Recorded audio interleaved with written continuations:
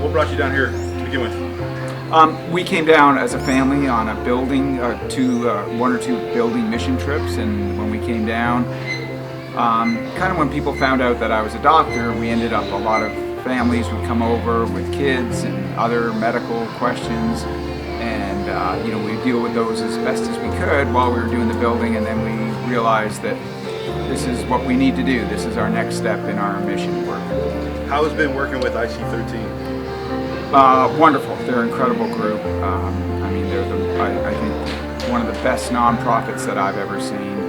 Just everything they do is really God's work, and they're doing it because that's what God leads us to do, and we're helping people that really need it. Wonderful, wonderful people that work in it, and of course the people that we see in Honduras are also just as wonderful. We don't have the resources, of course, in Honduras that we have in the U.S., but we do our best. We bring down medicine.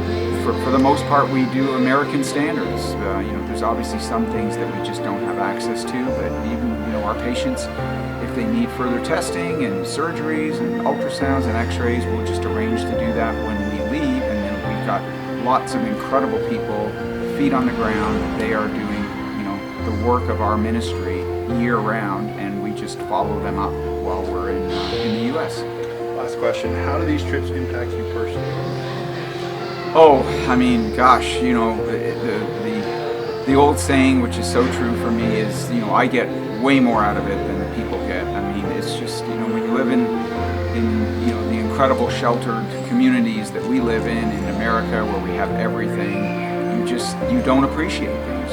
It's so hard to appreciate it when it's all around you, and you come down here and you see people that have so much less than us, and they're just so happy and content and thankful, and you realize, wow, we're missing something in America. We really are. And so I go home, even though we see hundreds and hundreds of patients, and we're tired from doing that, but you go home so refreshed because you're like, this is what it's supposed to be about year round. So I get way more out of it than I know I'm providing